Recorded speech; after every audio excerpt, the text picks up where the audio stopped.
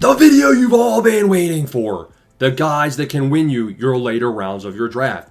Rounds 8 all the way up to round 16. These are guys past ADP of 96. We're going to be talking about the guys to avoid, the guys to target, the guys that can win you your league. We're going to start with talking about some wide receiver rookies. We're going to talk about some quarterbacks with upside. And of course, my favorite picks in the later rounds. One position specifically, tight end. They'll win you your league. The first tier of guys we got to talk about is wide receiver.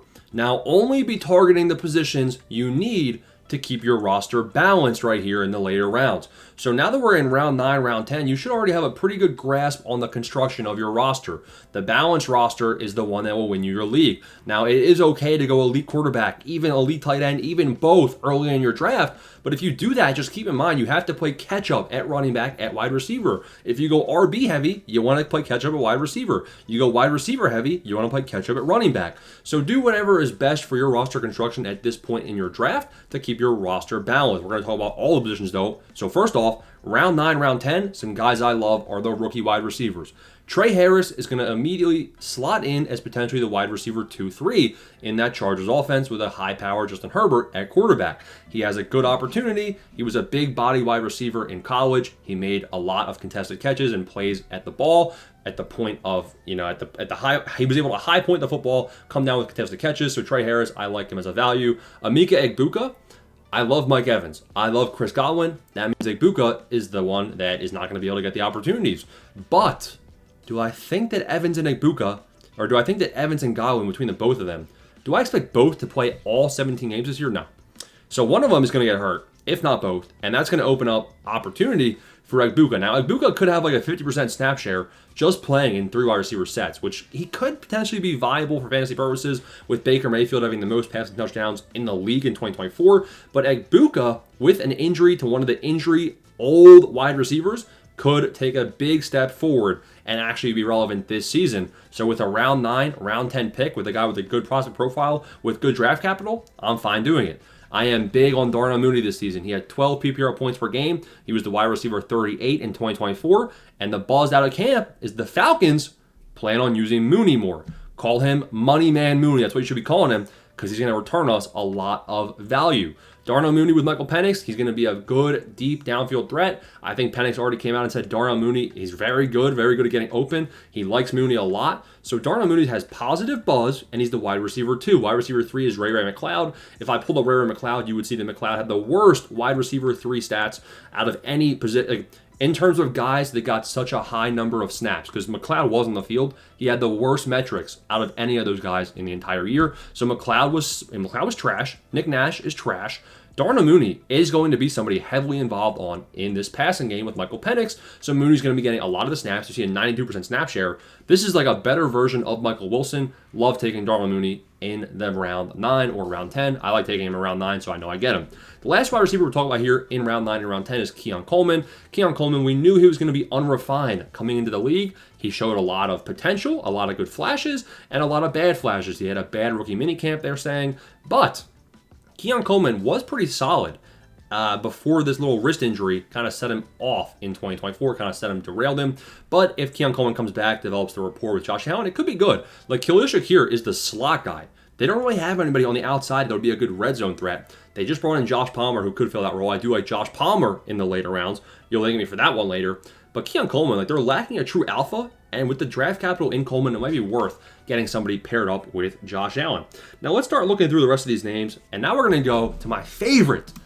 Listen, this is how you win your league, is by going and holding off on tight end until the later rounds. These are guys that you can get in round 10, in round 11, and I think they're truly league winners. Colston Loveland, Tyler Warren, Tucker Kraft. These 3 tight ends having ADPs of 110 or worse just blows my mind. The draft capital alone in Warren, in Loveland, makes them insane. Tucker Kraft had 10 PPR points per game, finishes tight end 15, played all the snaps. Listen, this guy took the job from Luke Musgrave. Like Luke Musgrave was somebody getting drafted heading into 2024. And if we take a look at Tucker Kraft, this guy actually had he had a 65-yard touchdown. Tucker Kraft, I guess he slowed up towards the second half of the season, but I just think that Tucker Kraft can be somebody that can be heavily involved in this Packers offense. Jordan Love is now fully healthy, so you'd expect the Packers' passing attack to potentially increase in volume in 2025 with a healthy Jordan Love. They bring in Matthew Golden. They bring in, I guess that's all they're bringing is Matthew Golden. I'm fine with the amount of competition that Tucker Kraft might have for receiving the football. I'm not sold that Matthew Golden's an alpha. Jaden Reed's not an alpha. I feel like there's a lot of like gadget players. Like each receiver there has their role. Who's going to be the guy scoring the touchdowns? I think it could be Tucker Kraft. You can see the final couple weeks of the season, he didn't really have any touchdowns at all, but he was a bit more involved in the red zone. Tucker Kraft is a big body, fast tight end. I love him if he's available in your league to pick him up. Warren, Loveland, I love both of them, but if you're going to take Warren or Loveland, you're going to want to get a second tight end as well at a value. I mean, there's tight end values all across the board. Like, there's guys you're going to want to avoid, like Goddard. I'm not a big fan of Goddard. He had a not-so-good 2024 in my eyes. But, like, if you pair up Warren and Loveland with Zach Ertz, who Zach Ertz has an ADP of 140, like, if I pull up Zach Ertz, like, you guys are going to be shocked by this. Ertz was pretty good, man, like 10.4 points per game, and he was heavily involved in the red zone. Evan Ingram is now going to be on the Broncos, so I like Evan Ingram. Guys that if we look at the tight ends down here at the bottom, like, I don't like Ferguson. He had no touchdowns.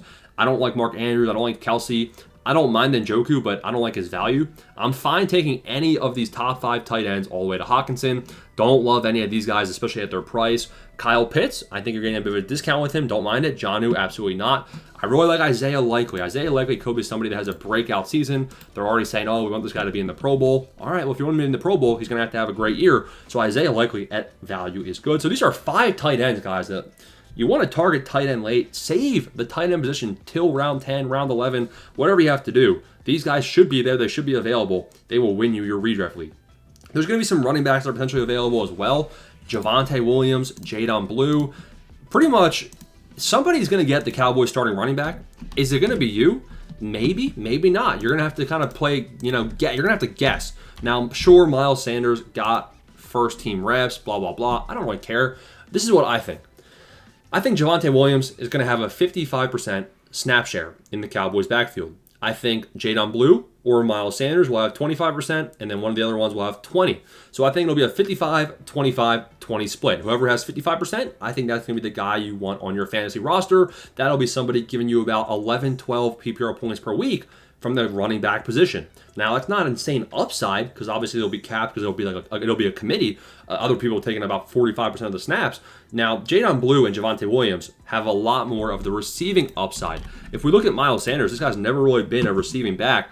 Only 13 receiving yards a game. You can see Javonte had 4 targets a game throughout his career. Miles Sanders only 2.7. So Javonte and Jadon Blue project out to have way more receiving usage, which is why I tend to take Javonte.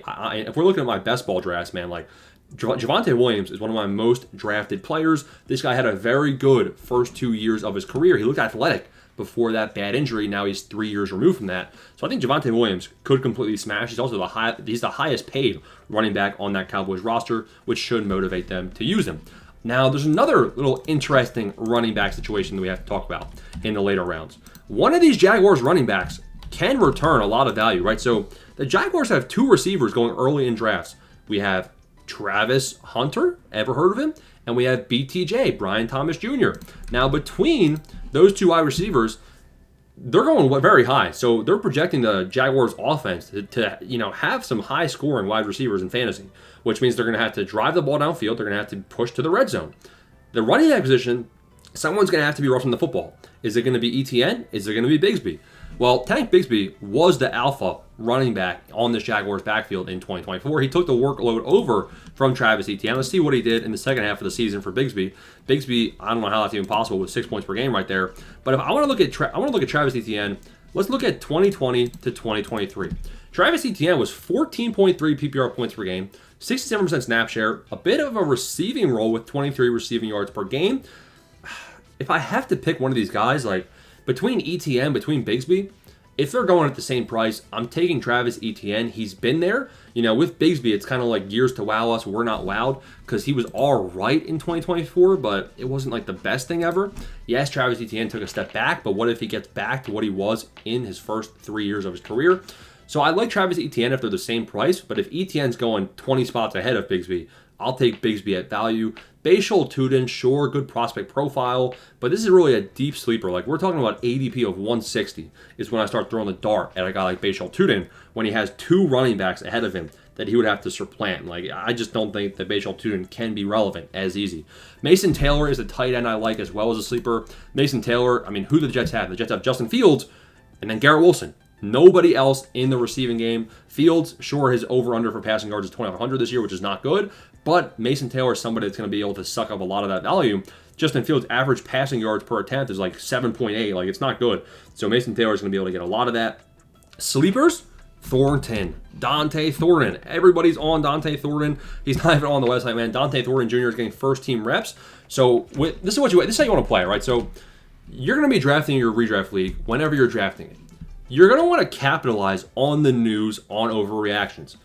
Dante Thornton Jr. is getting first-team reps, and Jack Bech, the second-round pick, is getting second-team reps.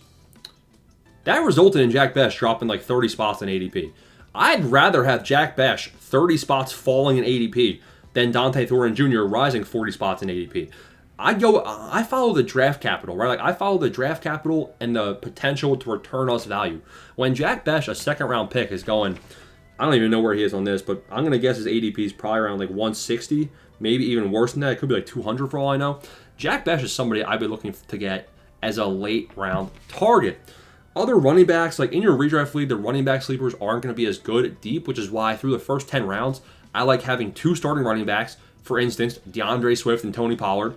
At least, I mean, and that's if you're going kind of no running backs through the first 4 rounds. So DeAndre Swift, Tony Pollard, and Travion Henderson, right? So that's 3 serviceable running backs because I know later on in my draft, the running backs aren't going to be good. Like Rico Dowdle, the Cowboys backfield, the Jaguars backfield, Trey Benson, Jerome Ford, Jalen Wright. I'm not excited about the guys I'm seeing that have an ADP of like 150.